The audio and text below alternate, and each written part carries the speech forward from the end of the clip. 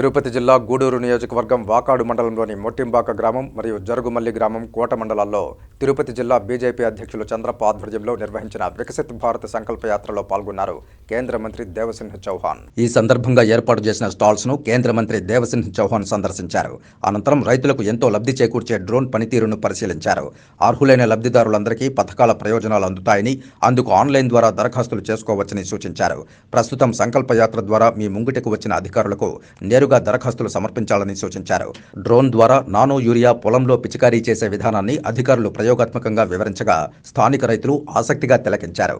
అన్ని వర్గాల వారు అభివృద్ధి చెందాలనే అకుంఠిత దీక్షతో ప్రధానమంత్రి నరేంద్ర మోదీ నేతృత్వంలోని కేంద్ర ప్రభుత్వం పెద్ద ఎత్తున సంక్షేమాభివృద్ధి కార్యక్రమాలను అమలు చేస్తోందన్నారు. ఇప్పటికే వీటిని చాలా మంది వినియోగించుకుని లబ్ధి పొందుతున్నారని గుర్తు చేశారు. ఆయా పథకాల ద్వారా ప్రయోజనం పొందిన వారితో సభలో వారి అనుభవాలను, అనుభూతులను స్వయంగా వివరింపజేశారు.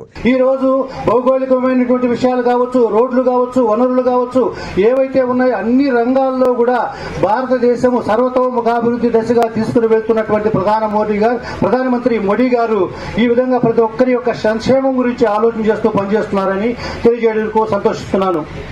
साल में जो काम हुआ उस काम के आधार पर, उस काम करने का विश्वास के आधार पर आदरणीय मोदी जी ने आने वाले 25 साल में हमारे देश को विकसित बनाने के लिए केवल सरकार या शासन काम करे नहीं, लेकिन हर प्रत्येक भारतवासी, हर नागरिक इस दिशा में काम करेगा तो 25 साल से पहले हम इस भारत देश को विकसित बनाएंगे और इसी का संकल्प आज हमने लिया है.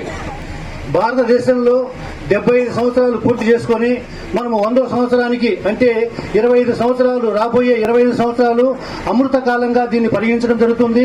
ఈ రాబోయే 25 సంవత్సరాల్లో 1947లో స్వాతంత్రం వచ్చినప్పటికీ 2047 నాటికి భారతదేశము ప్రపంచంలో అగ్రగామి దేశంగా అన్ని రంగాల్లో నిలిపే యొక్క సంకల్ప యాత్ర ఇది జరుగుతూ ఉంది.